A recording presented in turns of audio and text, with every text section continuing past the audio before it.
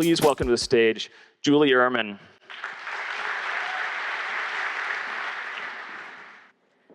I have so much to say. My notes are so small. This is going to be a joke. Andy was a very big first supporter, and I want to say thank you. When we told him about our idea, I'm a little emotional, and I'm not actually sure why right now. Give me a second. I love what I do. God. We had this little idea. We wanted to build a video game console that was open. I've talked a lot about it throughout the last year, which was we wanted to build a video game console that allowed creators the freedom to create the experiences that they wanted to create for the platforms that they wanted to create it on. On top of that, we wanted to make it accessible to gamers. We wanted to make it $99.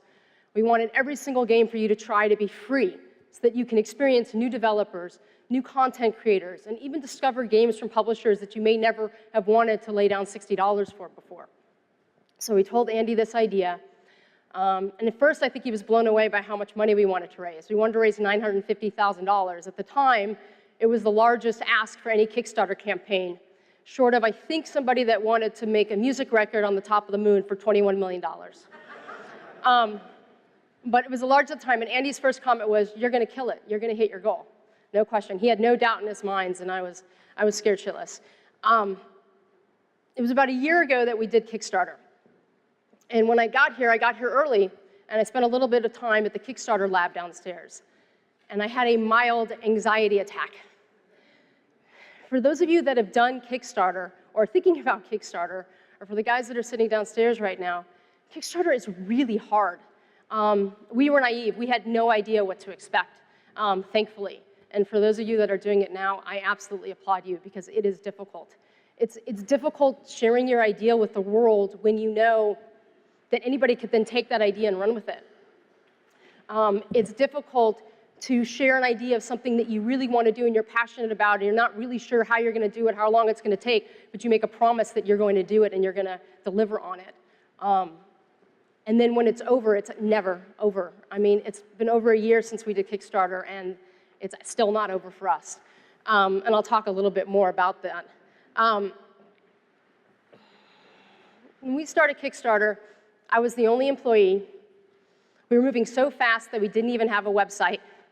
And after 30 days, I'm still sort of in awe of what we accomplished. We got the support and the faith and the trust of tens of thousands of people. And I'm fortunate to be here today, and I feel lucky to be here because I want to sort of talk about my experience with Kickstarter, and in so doing, almost talk about why we're here today, and it's really the creators and the developers that brought us here.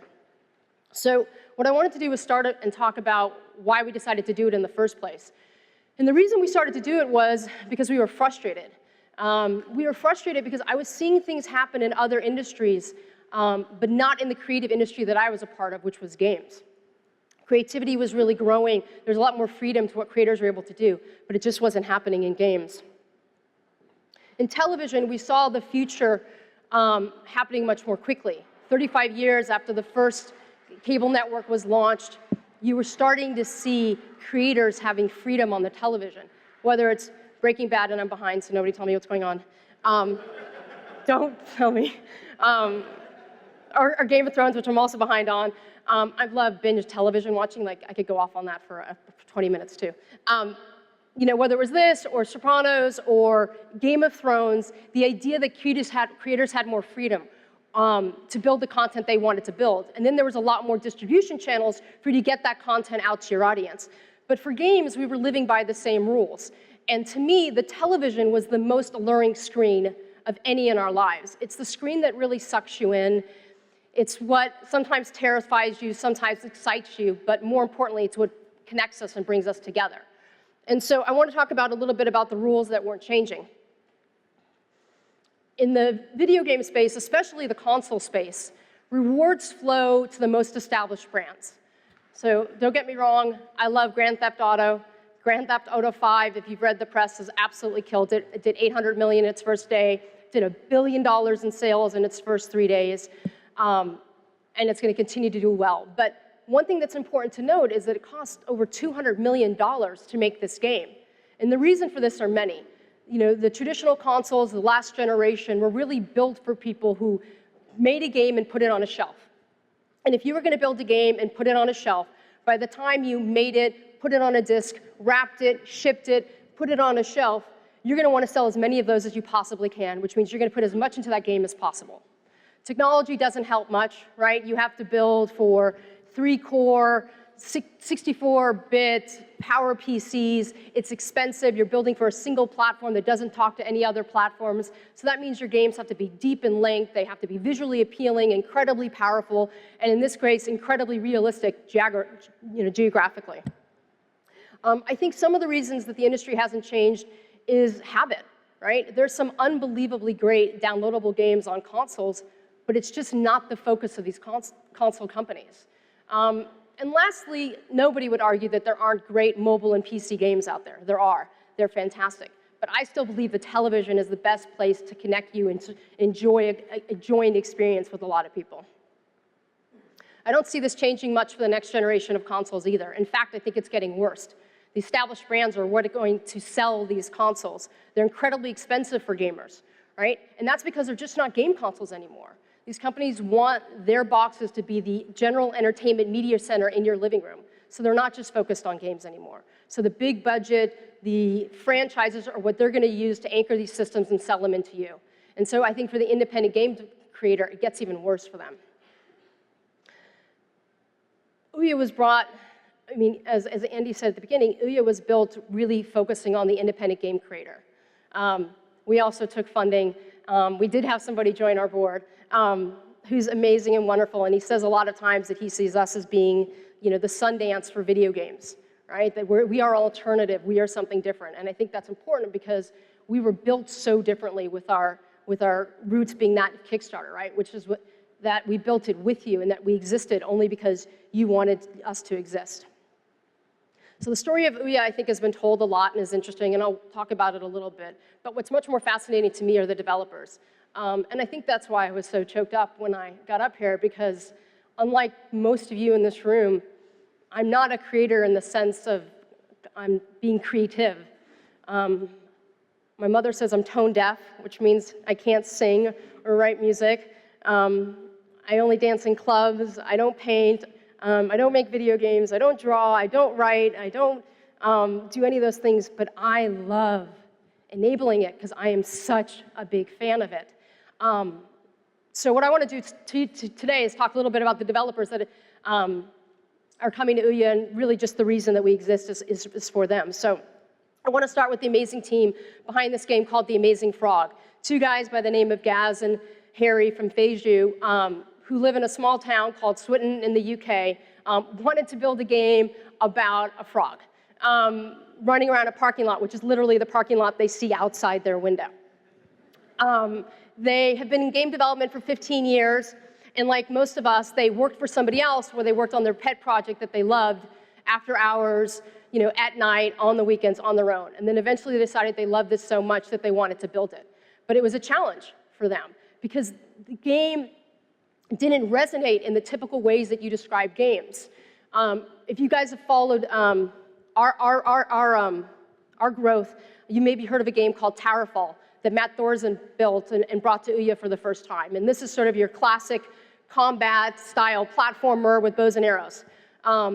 It's an incredibly great game that's built well, that just plays really well, and you can define it. But this is much more difficult. How do you describe just a frog running around trying to get as many points as possible by doing crazy tricks? And so once they got close to finishing their game, they didn't know where to take it because nobody really got it. And that's where Ouya played a role, because we got it, because we saw that this was something fun that people wanted to play, and that it's not about how visually appealing it is or how incredibly amazing the game mechanics are. Something that just is fun is worth having in the world. I'm going to read one of my favorite quotes about this game from Chris Priestman at Indie Static. It said, "My friend and I spent 4 years playing this game. It's so amazingly bad in a good way. I would rather play this with friends than Halo. I swear you made this game straight from my soul." And that's the kind of game that needs to be out in this world. Two of our newest creators and people that have now joined the Ouya family are the creators of Clark, Felix and Matt, also known as Golden Tricycle. I love this story. I met them at E3. First of all, they're not game developers. They've never made a game. In fact, they're architects. But they had this idea to build this game about this crazy robot. And they eventually quit their jobs, and then the reality of what it takes to make a game hit them. They were totally overwhelmed by what they didn't know about 3D rendering and game mechanics and all of that. And as they built this game, they wanted it to be played with a controller, and they wanted to see it on a big screen. But they're not an established developer. They don't have publisher relationships, and it's just not the kind of story that gets told nowadays. So we helped them a little bit. They said they found a home, and now 2 years later, the game is live. I have two more. This one is young, not only in game development, but in years. Right? The lead developer at the company, Octograb, is an 8-year-old boy by the name of Noah. He's awesome. He told me the story of how he developed the game. So he was skiing with his father, and he tore his ACL. He was stuck inside the house. He loves playing video games, and his dad said, there's no way you're going to play them all day and night. And he said, all right, fine, I want to make a game. And for him, he was very clear about this. He said, I didn't want to make a game where all of my friends hunched over a tablet or a phone and were trying to play together. He wanted a game that he could show off to all of his friends. So he and his dad came together and built this game, Astronaut Rescue. They built it in time of our June launch at E3, which was they built it in a couple months. And I bring this up not just to give you that really happy kid story that always gets you brownie points, but because he's 8 years old, and the first game he ever made was on a television. Like, how many people can say that? And can you imagine what his second or fifth or even 10th game might be? It's going to blow our minds. That's because he's creating for the platform he wants to create from the first moment. This is why we exist. This is why it's so awesome. And I'm definitely going to lose it on this next one. For every game where there's an imaginary world, sometimes there's a real world too, and a story that needs to be told. Ryan is a programmer, he's a game developer, and he's a father of 4. I'm a mother of 2, so it's always a hard story. His third child, Joel, who's 4 years old, has cancer. And he wanted to create a game where he could tell the story of his experiences with his son. He wanted the story to be told on the big screen because regardless of how personal and emotional and sensitive the story is, he wanted it to be a shared experience. And that happens on the television. So now you might be asking yourselves, why in the world would he come to Ouya to tell this story? It makes a lot of sense. First of all, we're not the biggest company in the world. We're not the most well-known company in the world. We don't have millions of dollars that are going to, and we're not going to be able to have millions of dollars to spend on marketing and promoting this game to make sure that everyone who needs to hear this story hears the story. In fact, we're the complete opposite. We're a new company. We are a dirty company. We make a ton of mistakes. So let me count the ways. We started delivering our Kickstarter units on time, but we didn't get them all out on time. There were some people 30, 45 days later that still didn't have them. So as much as you try to plan for everything through Kickstarter, there was always something that's going to catch you. And for us, it was shipping. Our early controllers had thumbsticks that didn't work. Our action buttons got stuck underneath our faceplates. Some people said that our Wi-Fi was shoddy and that the controllers were laggy. We did a tweet about this game, and we ended it with, "Get some." Literally, that was a highlight. We launched a matching program for Kickstarter projects. If you wanted to bring your game to Ouya exclusively, we'll match your goal once you hit it. We so did not think about all the different ways that people could take advantage of that kind of program. And I will talk about that in a little bit later. We put out a video that had vomiting in it and then wanted you to buy an Ouya. So there was vomit and Ouya in the same ad. That was another highlight. So we have done a lot of things wrong. We've made a lot of mistakes. And I think one thing that's really unique about us is that we're going to continue to make them. Right? We're young, we're strappy, we're moving fast. We're building this product in the open with you. We got our start with you. We get better every day because we listen to you, and some things are going to resonate and some things aren't going to resonate. So going back to that Dragon Cancer, you're all totally wondering why he's bringing that game to us first. And I would say because we didn't think it was risky, because we felt it was a story that needed to be told, no matter how hard it was. In Ryan's own words, he says, "The Ouya presents us with an opportunity to shape the space by bringing our game to a round table that equally values the scrappy upstart with the established publisher. We believe when other developers do the same, and when gamers and non-gamers in a family living room can experience what we're creating, the conversation about what games are and what they can be will expand." For every one of Ryan and Josh, we hope there's hundreds and thousands more. We hope that you build the story that you want to build, and not have to, answer to the man, or in my case, the woman. The reason you bring your game to Ouya, because every Reddit thread, every blog, every article, every email from a Ouya user, we read, we listen, we digest, and we figure out a way to get ourselves better, make ourselves better. We build this in the public, and Kickstarter was our beginning, but we keep doing it as we go. There's a cost to being open. It's difficult. Your successes are reveled as much as your failures are. But we think it's really important, and we think it's what makes us better. We started with an idea.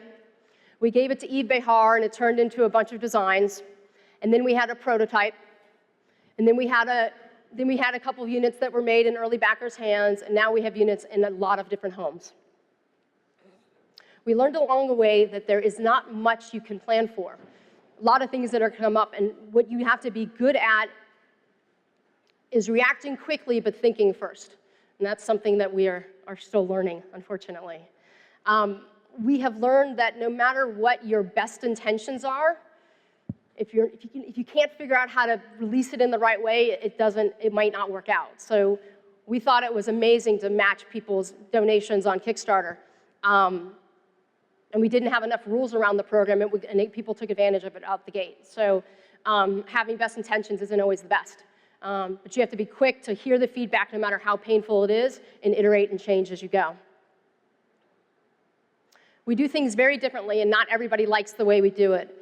In fact, when we showed up at the largest video game conference in the world, E3, the organizers didn't like what we were doing, so they tried to prevent people from finding us by putting a huge semi-truck in front of us. They even called the cops on us. But then when they got tired of fighting us, people found us. And I think that's what's going to continue to happen. People are going to continue to find us. The last day of Kickstarter was sort of our day 2, and we're in our day 2 right now. And I firmly believe that if you remove all the barriers and all of the obstacles for creators, you're going to get something truly amazing that's built out there. And it's not easy. We're not going to have 80 million units in the market anytime soon. And in this last year, I've learned one very important thing, that if you want something to happen, there is nothing more powerful than a large group of people that believe in you. To steal a line from one of my favorite television shows today, we're not the greatest game console in the world, but we could be. It's our job to do the work. It's your job to make and believe. Thank you guys very much.